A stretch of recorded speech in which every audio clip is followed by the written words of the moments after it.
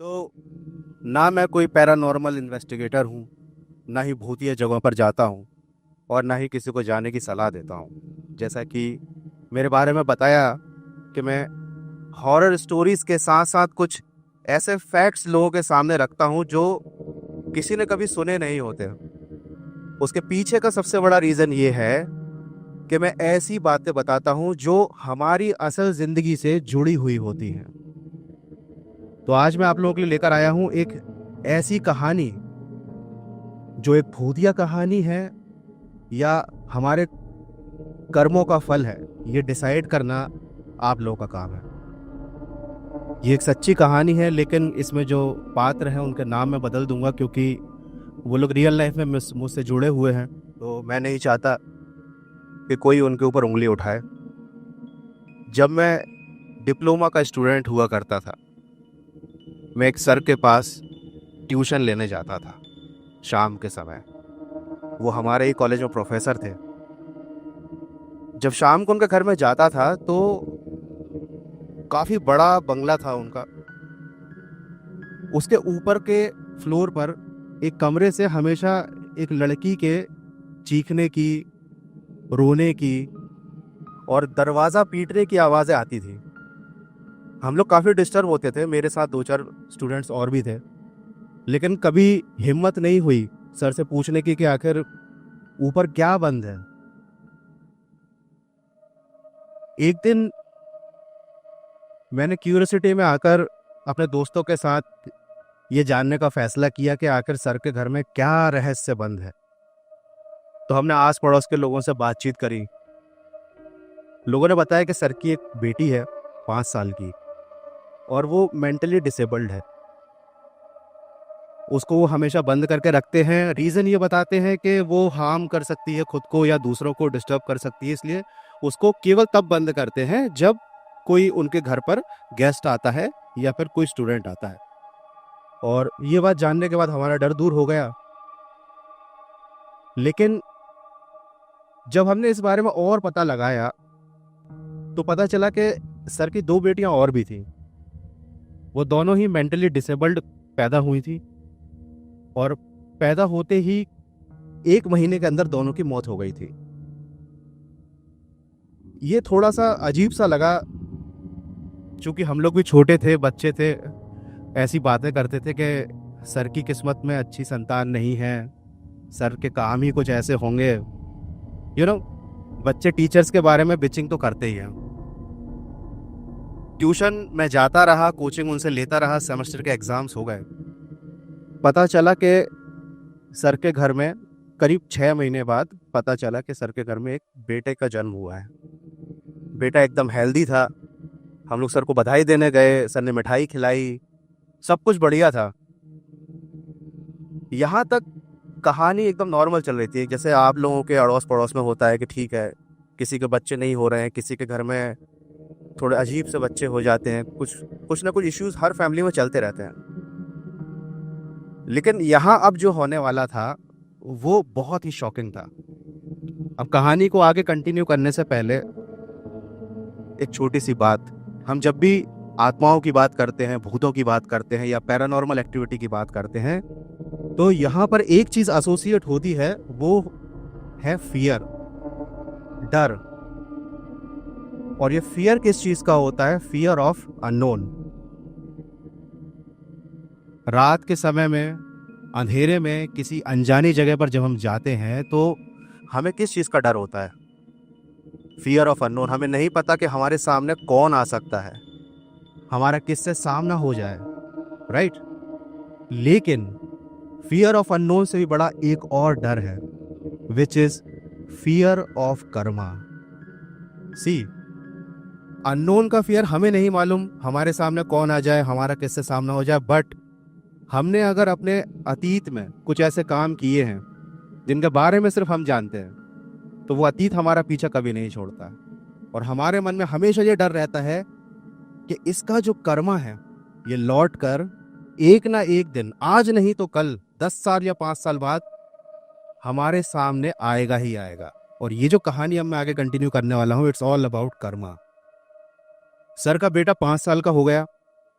Diploma से मैं pass out हो गया था, लेकिन चूंकि सेम कॉलोनी में थे तो सर मिलते रहते थे, हाय हेलो होती रहती थी।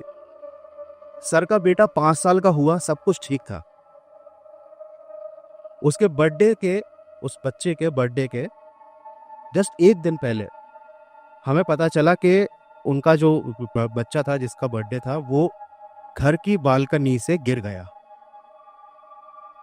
गिरा, नीचे स्कूटर खड़ा हुआ था बजाज का, and this story is not sponsored by Bajaj. Bajaj का जो स्कूटर था पूरा मेटल बॉडी का था और उस बच्चे का सिर उस हैंडल से टकराया और सिर फट गया। हम सब भी पहुंच गए और सर के साथ हम सब भी हॉस्पिटल गए। और बाद में मतलब शाम को जब मैं फिर से गया वहां पर तो ऐसा पता चला कि वो बच्चा बार बार ये बोल रहा था, आतिश नाम था उसका, कि मुझे दीदी ने धक्का मार दिया, मुझे दीदी ने धक्का मार दिया।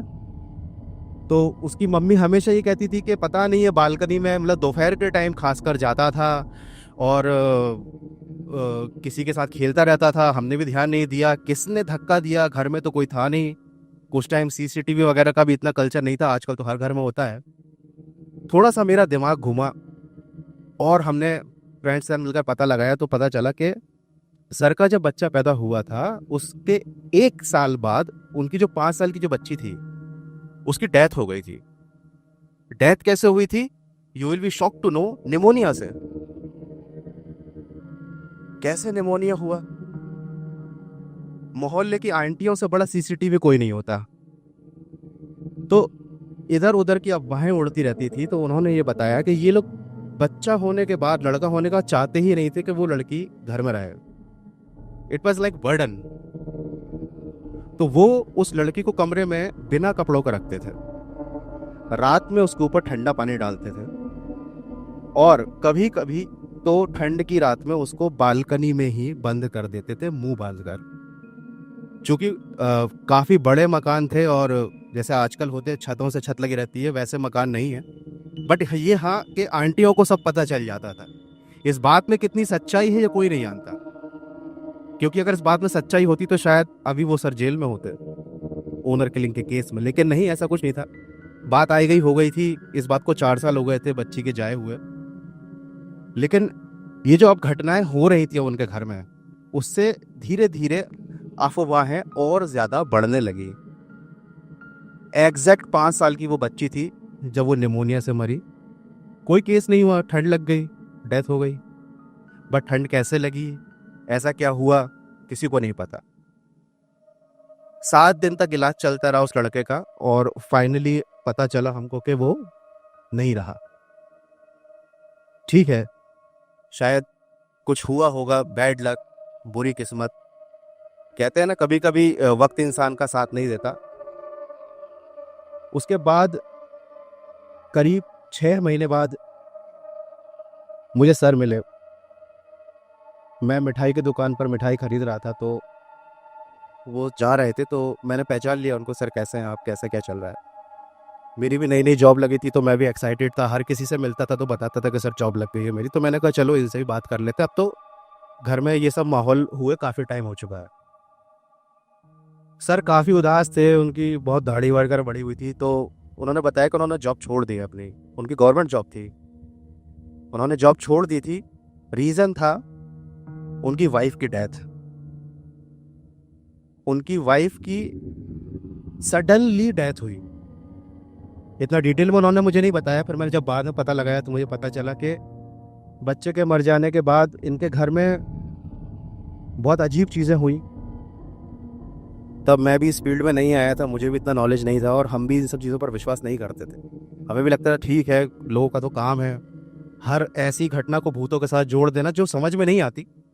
बट कहीं ना कहीं आज जब इस घटना के बारे में मैं सोचता हूँ तो मुझे लगता है कि मे बी कुछ तो ऐसा उस घर में हुआ था जिसका बदला, जिसकी कीमत उस लड़के ने चुकाई। शायद वो जो लड़की थी 5 साल की, उसने 5 साल एग्जैक्ट वेट किया, 5 साल तक लड़के का सुख लेने दिया हमारे सर को, क्योंकि शायद उन्होंने उस लड़की को 5 साल तक जिंदा रखा था और 5 साल का कर्ज चुकाने के बाद उसने सर की ज़िंदगी से हर वो सुख छीन लिया है। फाइनली अभी उन्होंने वो मकान खाली कर दिया है, खंडर पड़ा है वो मकान। अभी भी कभी उस साइड से निकलता हूँ तो देखता हूँ उस मकान की हालत, याद आती है कि हम लोग कभी बच्चे थे वहाँ जाते थे, और आज उस जगह पर कोई फटकता भी नहीं है। सर दूसरी जगह पर शिफ्ट हो गए हैं। तो ये थी एक सच्ची कहानी जो मेरी ज़िंदगी से जुड़ी हुई थी। मैं ऐसी जगहों पर नहीं जाता क्योंकि मैं विश्वास करता हूँ इन चीज़ों पर। जब आप विश्वास करते हो तो आपके मन में डर होता है, आपको मालूम है आपकी फैमिली है। जस्ट फॉर व्यूज़ या फिर एडवेंचर के लिए ऐसी जगहों पर जाना ठीक नहीं है, क्योंकि हम नहीं समझते कि ये चीज़ें कितनी पावरफुल हो सकती है। इनके पीछे भी साइंस होगा, इनकी भी एक दुनिया होगी, बट जिस चीज़ को आप नहीं समझते, मेरे हिसाब से उनसे दूर रहने में ही भलाई है। इसीलिए जब मैंने YouTube का अपना कैरियर स्टार्ट किया तो हॉरर स्टोरीज में मैंने सिर्फ भूत की कहानियां नहीं बताई, मैंने उन कहानियों के पीछे छुपी वो बैक स्टोरीज लोगों के सामने लाने की कोशिश की, जिससे ऑडियंस से रिलेट कर पाए कि आखिर इस व्यक्ति के साथ ऐसा हुआ क्यों। किसी को पजेस्ट किया गया, किसी के घर में काला जादू हुआ, किसी के साथ कोई पैरानॉर्मल एक्टिविटी हुई, तो आखिर उसके ही साथ ऐसा क्यों हुआ, उसकी बैक स्टोरी क्या थी, उसका अतीत क्या था। तो छोटी सी थी ये कहानी, आप लोग ही डिसाइड करें कि ये एक भूत की कहानी थी, इसमें जो भी हुआ वो एक पैरानॉर्मल एक्टिविटी थी, या फिर ये था कर्मों का फल। बाकी thank you so much for listening to me. This is Gaurav Patare. Thank you.